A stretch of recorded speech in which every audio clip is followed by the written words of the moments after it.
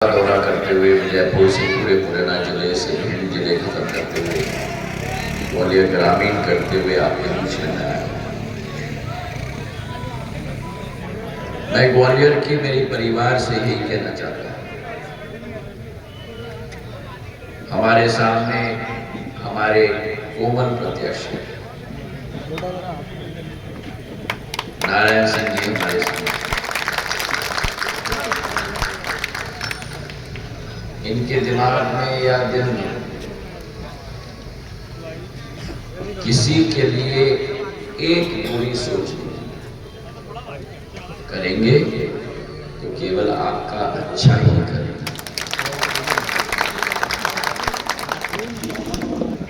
नेताओं के साथ आजकल बड़ी प्रॉब्लम होती है,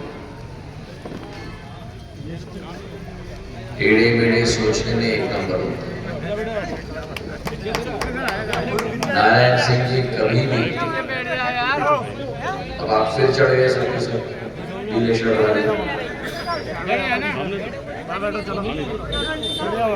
नारायण सिंह जी साफ साफ दिल के हैं, साफ साफ उत्तर देते हैं, ना षड्यंत्र कभी करते हैं, ना इनको करना आता है, ना पीछे से चोरी भोंकने की आदत इनकी है, ना जानते हैं।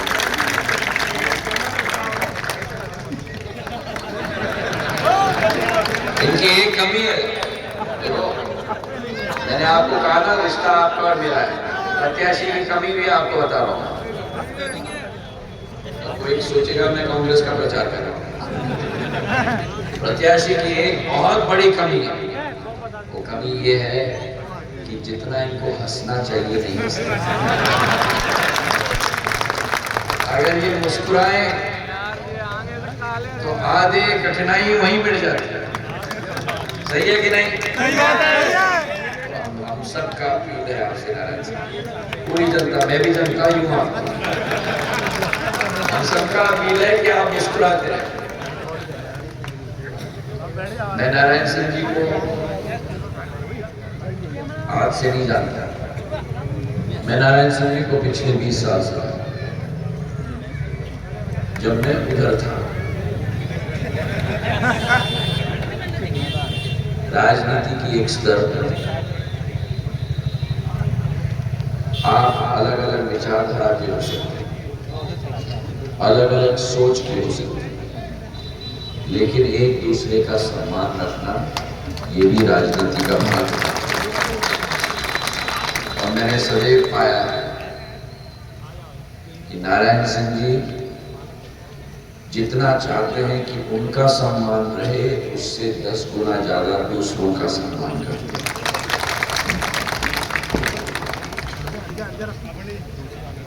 भारतीय जनता पार्टी ने एक ऐसे सुशील स्वभाव के व्यक्ति को आपके सामने रखा, और मैं आपसे एक ही अपील करने आया हूं। विकास हमने बहुत किया है 3 साल में।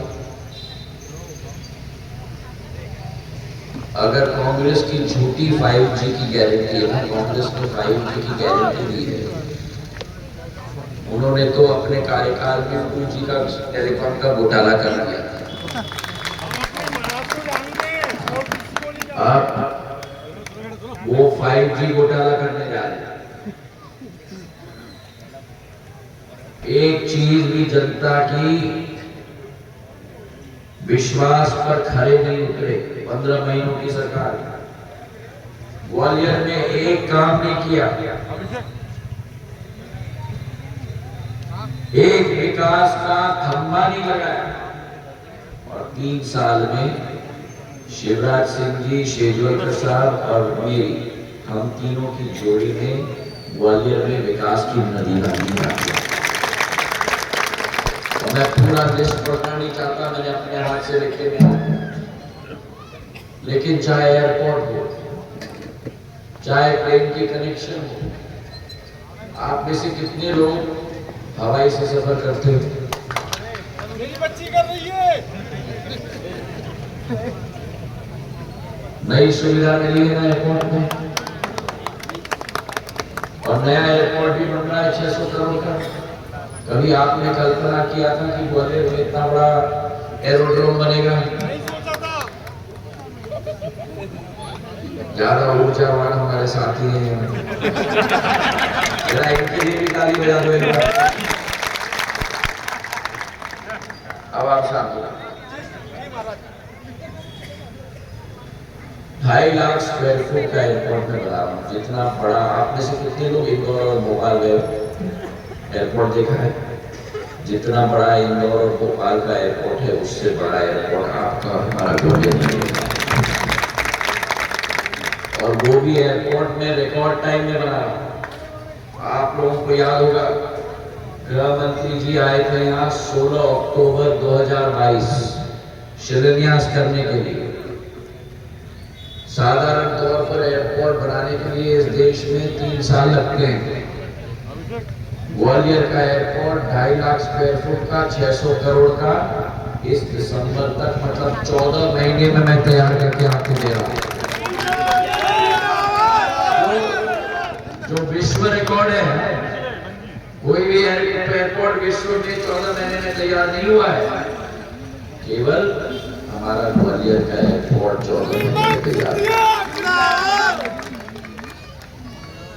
अब उस शिलान्यास में भारतीय जनता पार्टी का मुख्यमंत्री होना चाहिए कि नहीं?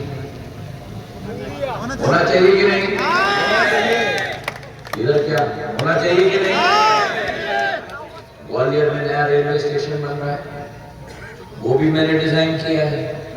कोरोना काल में मास्क पहनकर 10 मीटिंग मैंने ली कि पुराना हमारे जो विरासत है पुराने स्टेशन का, उसको भी हमको रखना है।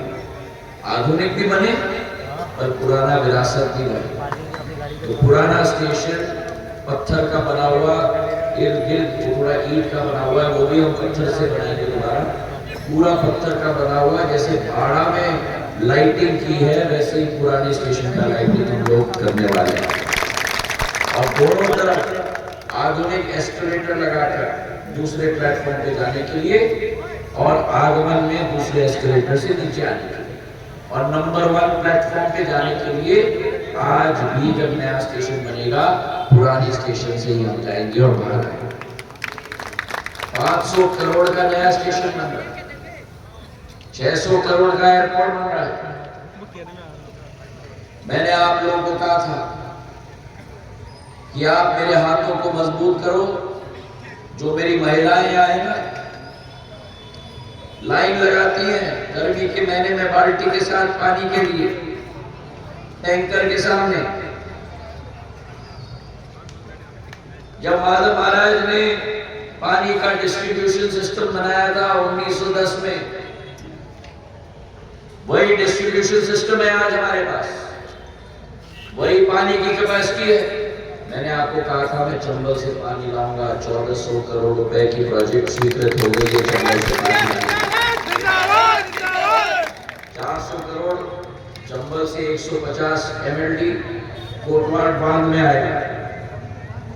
वार्ड नंबर 1 से 60 वार्डों में वितरण प्रणाली को सुदृढ़ बनाने के लिए 400 करोड़ रुपए का DPR हमने बनाया।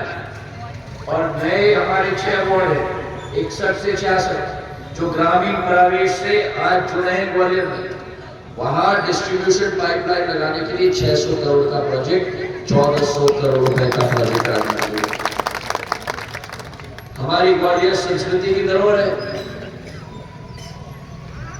4 साल से मैं लड़ाई लड़ रहा था संयुक्त राष्ट्र में कि ग्वालियर को संगीत का शहर का दर्जा पूरे विश्व में एक शहर को मिलता है, वो हमारे ग्वालियर को मिले। पिछले हफ्ते यूनेस्को संयुक्त राष्ट्र की संस्था ने ग्वालियर को मान्यता दे दी कि संगीत का शहर है पूरे विश्व में। प्रधानमंत्री जी को हम धन्यवाद देते हैं। ग्वालियर घराना है पुराना, तानसेन जी का क्षेत्र है, बेहट उनका गांव है, बैजू बावरा की समाधि चंदेरी में है। हमारा ग्वालियर संगीत का केंद्र भी बनेगा, हमारा ग्वालियर एयरपोर्ट भी बनेगा, रेलवे स्टेशन भी बनेगा, पानी की योजना भी बनेगी और स्वर्णरेखा नाले पे जो आप लोगों ने किसी ने भी कल्पना नहीं की थी, उस पर 1300 करोड़ रुपए का एलिवेटेड रोड में बनाने जा रहा है।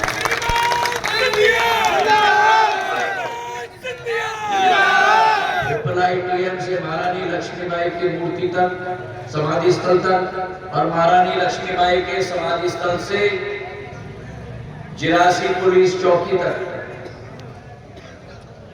17.5 किलोमीटर का एलिवेटेड रोड नाले के अंदर खंभे लगा के बना रहा है। 4 लेन का बनेगा, 30 एंट्री रैंप होंगे, जैसे हाईवे में एंट्री रैंप होता है ना, वो शहर के अंदर एंट्री रैंप बना रहा हूं। 30 एग्जिट रैंप होंगे, मतलब जयेंद्रगंज से, शिवाजीगंज से, बाड़े से, एक जगह से, और ग्वालियर दक्षिण 50% भाग है एलिवेटेड रोड का। अरे तालियां तो अच्छी बजनी चाहिए।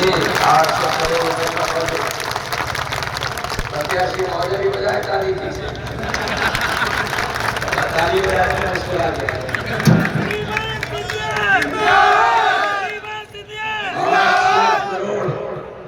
ग्वालियर दक्षिण में ये प्रोजेक्ट है, 800 करोड़, पूरा दूसरा भाग ग्वालियर दक्षिण का कायाकल्प कर लेंगे।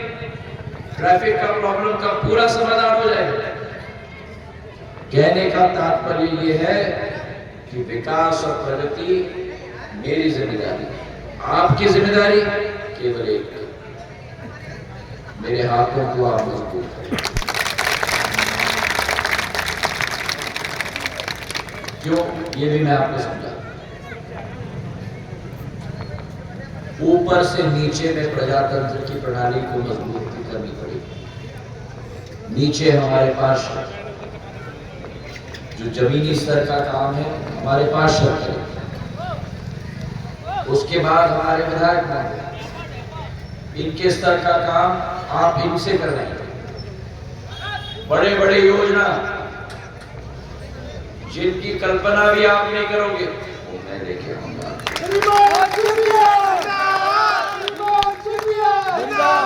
और मेरे ऊपर मुख्यमंत्री, मेरे समकक्ष शेजवलकर साहब, मेरे ऊपर मुख्यमंत्री, योजनाओं की स्वीकृति मुख्यमंत्री और प्रधानमंत्री जी से हम लेकर आप लोगों के लिए लाएंगे।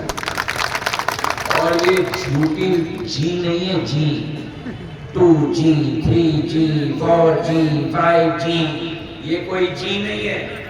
ये मैंने आपके लिए करके दिखाया है। मेरी करी हुई बैलेंस शीट के आधार पर मैं आपसे निवेदन करने आया हूं। मैं सपना आपको नहीं दिखा रहा, मैं गारंटी आपको नहीं दे रहा हूं। मैं आपसे निवेदन कर रहा हूं कि 3 साल कोरोना काल में भी कड़ी मेहनत हम लोग ने करके इन प्रोजेक्ट्स की कल्पना हमने की। और जो प्रधानमंत्री जी कहते हैं ना, कल्पना करके सपनों को हमें संकल्प में बदलना है। सपनों को हमें संकल्प में बदलना है। और एक बार सपनों को संकल्प में बदल दिया तो फिर एक आत्मविश्वास के साथ उस संकल्प को सिद्धि में परिवर्तित करना। प्रधानमंत्री जी के दिखाए हुए रास्ते पे ही मैं चल रहा हूं। आपके सपनों को मैं अपना संकल्प में परिवर्तित कर रहा हूं। और एक बार आपके सपनों को मैंने अपने संकल्प में परिवर्तित कर लिया तो संकल्प को सिद्धि तक मैं ले जाऊंगा, ये विश्वास मैं आपके दिलाता हूं।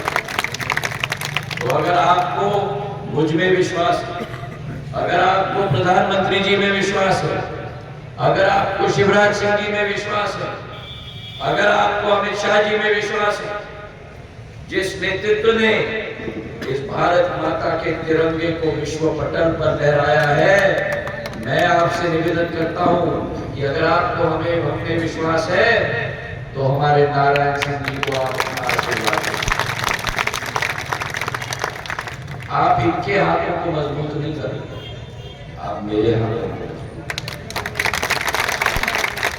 और मेरे हाथ मजबूत होंगे मतलब किसके हाथ मजबूत होंगे? तो आप मेरे हाथ को मजबूत सपोर्ट करोगे ताकि मैं आपकी सेवा कर पाऊँ। अगर मेरा एक हाथ पीठ के पीछे आपने बांध दिया और कह दिया संजय जी आप एक हाथ से काम करो, एक हाथ से कोई व्यक्ति काम कर सकता है? तो मेरा निवेदन है आपसे, ग्वालियर दक्षिण, ग्वालियर पूर्व, ग्वालियर, हमारी ग्वालियर की आन बान और शान, इस ग्वालियर का विकास, इस ग्वालियर की प्रगति, इस ग्वालियर की रौनक मैं लौटाना चाहता हूँ।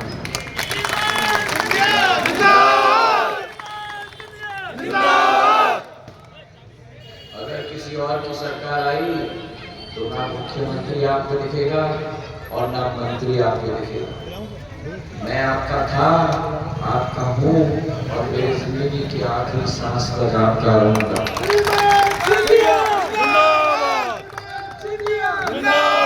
ये मेरी भावनात्मक अपील है आपको। मेरी अपील है क्योंकि मैं आपके लिए मकाम करना चाहता हूँ। मेरी अपील है क्योंकि मैं माधव महाराज के ग्वालियर को दोबारा बसाना चाहता हूँ। मेरी अपील है क्योंकि मेरी आजी अम्मा और मेरे पिताजी के सपनों को मैं साकार करना चाहता हूँ।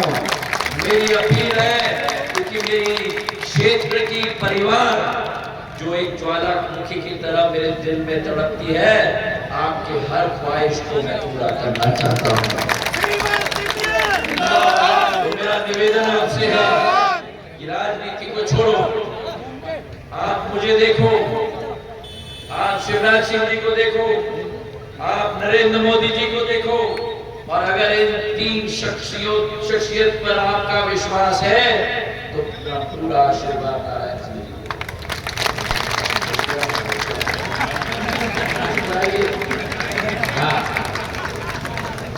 सही है कि नहीं? सही है। तो आप पूरी तरह से 17 तारीख को एक वोट न छूटे। आपका काम है 5 मिनट, हमारा काम, हम दोनों का काम और भारतीय जनता पार्टी के यहाँ बैठे हुए खड़े हुए एक एक कार्यकर्ता का काम 5 साल का नहीं है। हमारा काम जीवन भर का है आपके लिए। वो लोग हैं वो केवल सत्ता की होड़ में आए, कुर्सी की ललक से आए, ना उनकी चेष्टा है और ना उनकी सोच है आपकी सेवा करने के लिए। ना कुछ ग्वालियर के लिए करेंगे, ना कुछ ग्वालियर के लिए करना चाहते हैं, केवल आपका वोट लेकर सत्ता के कुर्सी में बैठना चाहते हैं। उनका किस्सा कुर्सी का है, हमारा किस्सा आपके चेहरे पर चमक और रौनक आए, आपकी हर ख्वाहिश को हम पूरा कर पाए, यही हमारी जिंदगी का मकसद है। इन्हीं शब्दों के साथ आपका बहुत बहुत धन्यवाद। जय हिंद।